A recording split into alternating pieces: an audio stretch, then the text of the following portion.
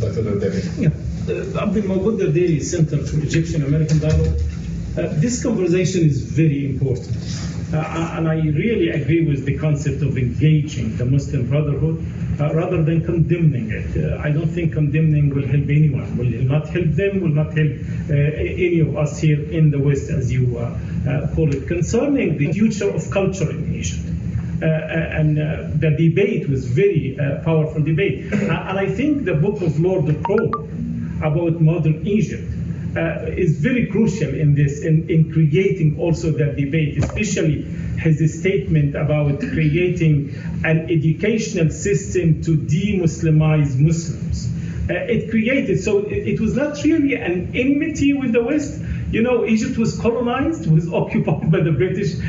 What did you expect the Egyptians to do? And I would like to think, as you stated in your book, of Hassan al-Banna, not as the beginning of something, but as a continuous process from Afghani to Abdu to Rashid Rida and to Banna. And I would like also, I hope that you pay more attention to the Muslim Brotherhood moving from an organization to becoming a school, rather than limiting itself to its own members, but opening up to the Muslim Ummah to welcome other intellectual input, so that, and it is the discussion now in the Muslim circles is about the school of the Muslim Brotherhood rather than the organization of the Muslim Brotherhood. From a historical perspective, at the beginning of your book, you stated something about, although you did not really focus on it in your book, about what happened after January 25th, the Egyptian Revolution, or the Arab Spring. But I sense that there is a problem in the West in relationship to democracy in Egypt and in the Arab world. I sense as if there is a preference in the West, again, I take the West as you defined it, London and Washington, there is a preference of dictatorship rather than democracy in Egypt or the Arab world, in the Muslim world. And usually with Muslim Democrats, I get this question a lot. How can Muslim Democrats or Arab Democrats or Egyptian Democrats help the West to get rid of this superiority complex and consider Arab Democrats, Muslim Democrats, as democracies, as legitimate democracies, rather than dealing with a dictatorship and prefer that dictatorship. So that is for Martin. For Mohammed and Lorenzo, I appreciate, although this engagement is very important, but I appreciate also it's very important to have those sympathetic with the Muslim Brotherhood to be part of this engagement, to be part of this dialogue. Rather than being talked about, it's very important for them to be part of the conversation. Thank you. Do you want to start? Yeah, so let me just reflect on a couple of those points. I mean, you're right. I think that the Brotherhood, at the moment of its origin, its creation, yeah, it's I describe it in the book as a particular form, if you like, of anti-imperialist politics. I mean, there's no denying that the context framed by English power, which is the phrase that they use a lot. So what this is, the importance of England and sort of the cultural influence it's exercising over Egypt, the broader region, is a driving force. And so I think of the Brotherhood as a particular manifestation of anti-imperialist politics centered on a narrative of cultural authenticity, essentially. I guess my question, and I think I sort of, again, in a way it's the same question I was asking of Lorenzo, which I think the book is slightly agnostic on, is how much evolution has there been ideologically within the Brotherhood, in a sense that I think, and I would tentatively suggest one way of reading sort of of what happens to the Brotherhood after 2011 is actually, in a sense, the paucity of kind of political and ideological development and thinking within the Brotherhood. And I think even some Muslim brothers, some of whom in exile, have sort of thought about this, that the problems the Brotherhood runs into is the absence really of any sort of developed program, the absence of a more modern, quote-unquote, kind of way of thinking about using power. Is the Brotherhood in some ways sort of trapped in this 1930s, 1940s time warp, partly through the nature of Egyptian society. I'm talking particularly about the Egyptian case here, but obviously the strong control exerted by the military regime after 1952 means there just isn't the space for a lot of more open, free thinking. But the Brotherhood, along with various other forces, suffers from that. And it means that when then you get to 2011, you could say that part of the problem is the Brotherhood is in many ways still sort of trapped in that 1930s, 1940s time warp and still talking about Hassan al-Banna and all this stuff that doesn't seem really that relevant. And so I think that's one of the issues that it faces, whether or not today it's any more likely to go through a process of serious ideological revisionism. I don't know, I sort of leave to others to reflect on. Also, the other part of your comment about, does the West prefer democracy or authoritarianism? I think in a way this is more a question about actually the limits of Western power in the region. At times we can overstate how much influence the West has on a country like Egypt, and that when it comes to whether Egypt was going to be emerge post-2011 as a vibrant democracy or slide back into authoritarianism, the key dynamics for all of that really lie within Egypt, I would argue, and really the ability of Western governments to influence it one way or another is actually fairly limited. And where it does have an impact is in the way in which Western policy is sort of seen and thought about. It was going to occur to me while Lorenzo was speaking earlier that one of the skills of the Brotherhood over the years, and again this goes back to kind of pragmatic politics, one of the skills of the Brotherhood over the last how many decades is its ability to leverage engagement, which in many ways has been quite limited, but to leverage that where it can for its own benefit, and that we shouldn't dismiss that in a way, that images matter, language matters. So at one level you could say US engagement with the Brotherhood after 2011, the meetings that take place, they're quite limited, they're quite, there's no sort of mass embrace of the Brotherhood, no, in one sense, but actually what the Brotherhood does very effectively is to exploit those images of Michael sitting with Ann Patterson or with John Kerry or whoever. It uses it very effectively to sort of underline the fact that it is the coming force. It creates the narrative that it wants people to believe, and so that is, I don't think we should overstate Western power, but I think we should also understand that what the West does and says has an impact and has an influence on these societies. So I don't know if I can respond to Thank you very much. Yeah, that's a very, very serious issue. But does the West, what is the West? So, does the West like Islamists? I mean, we had this idea of Arab Spring, Islamist winter, when it came to, should we be happy when it comes to the Arab Spring? Should we be satisfied, get satisfied, seeing people with whom we have strong ideological, disagreements, coming to power? Well, the question is, I'm not sure that ideologically we'll find a majority of people liking the Islamist agenda. But what is the Islamist agenda, by the way? If you have 3 hours, we can discuss that, but we don't have it. But you have this idea of ultimately what can we expect of them once in power. That was the key question. It's not about, okay, we don't like them, okay, we have strong disagreements, okay, they may not like, as Martin said, they have this idea of the West as responsible for, the guilty, not responsible for what happened to the Islamic world. But ultimately, it was framed politically. For example, if you take, if you consider the US position or the French position, you had, for example, the very famous, we have the case of Alain Juppé, at that time who was the Ministry of Foreign Affairs in France, and he went to Tahrir Square and he wanted to meet the young brothers. Maybe you know about this, this story. Okay, tell me about, your aspirations. We can talk to you. Let's say we have this new beginning policy. This reset policy.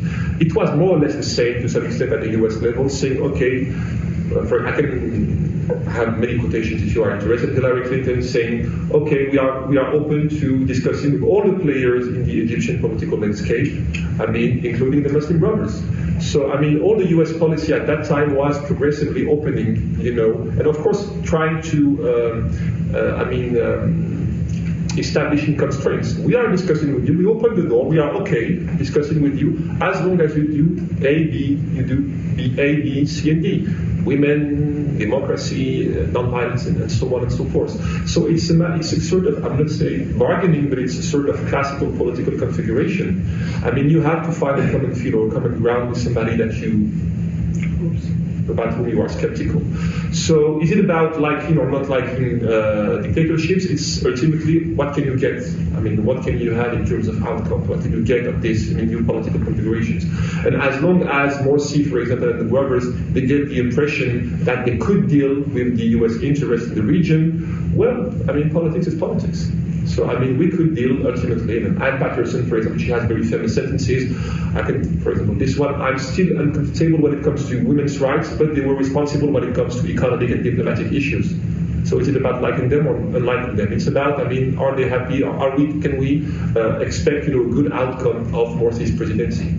So, and then ideologically, of course, now it's a matter of we don't like them, but we can politically deal with people, I mean, as long as they meet our expectations.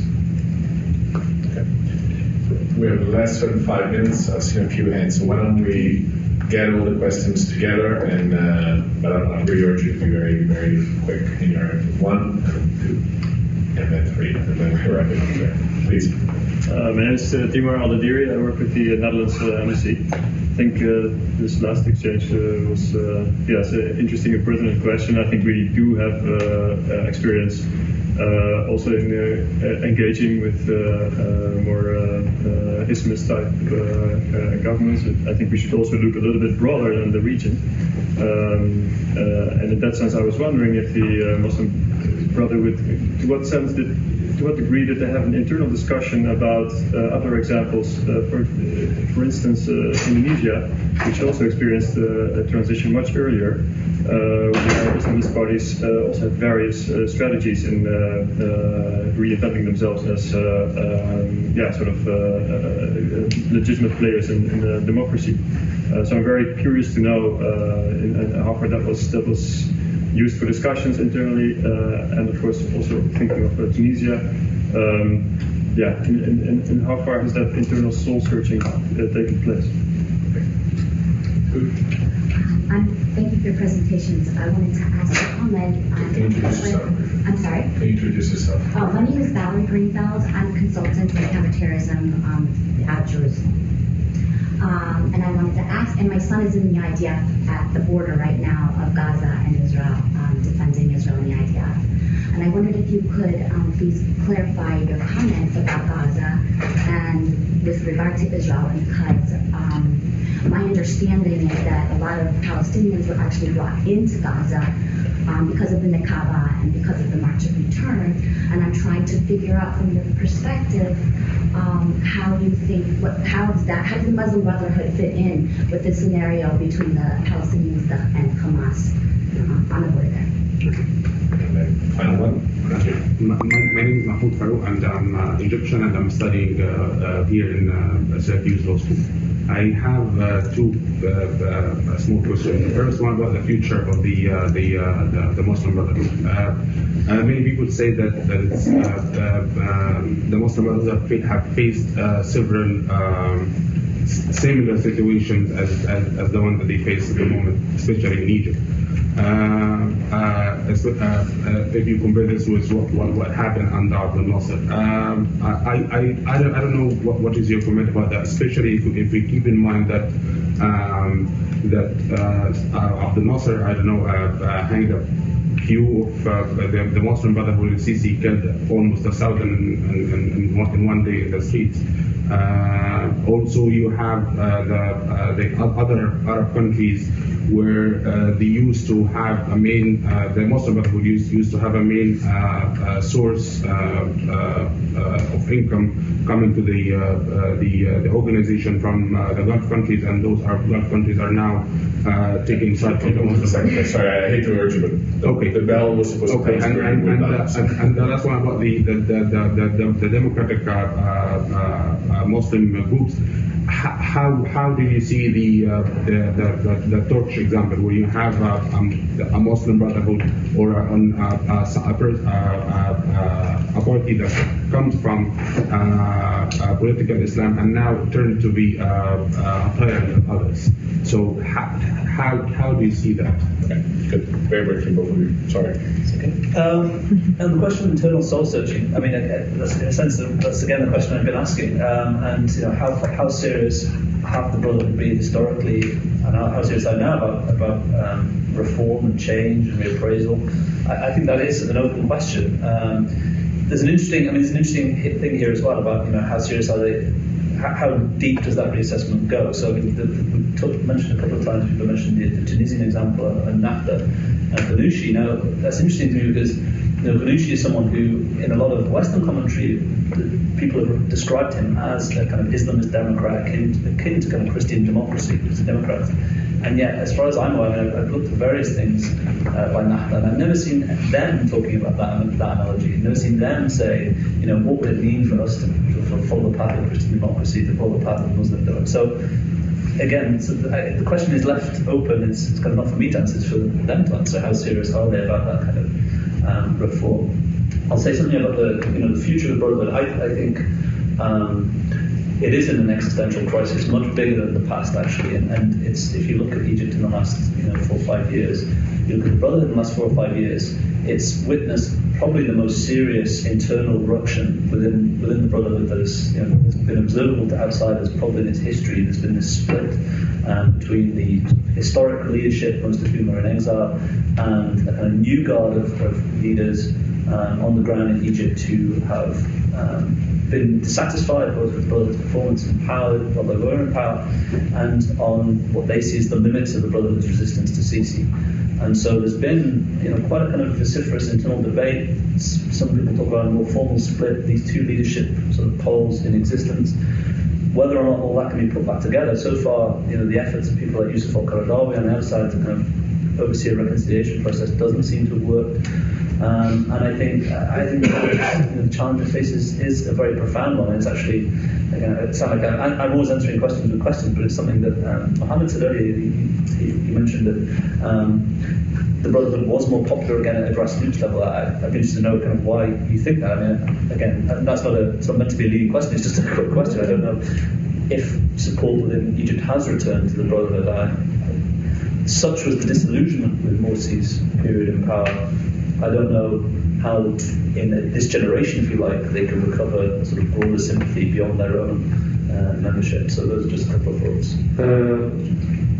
No, absolutely you're right. I'm not saying that they are going to seize power again anytime soon. I'm saying that according to some polls, now today in 2016, 17, 18, they are more popular than 2013, 14. That's what I'm saying. I don't know if you confirm, but I mean, all the people working, on Egypt, now Egyptian society, and it's connected to your question, because I agree with you. When you're saying this has to do with a sort of existential threat, according to me, I agree with that, and specifically because of one factor.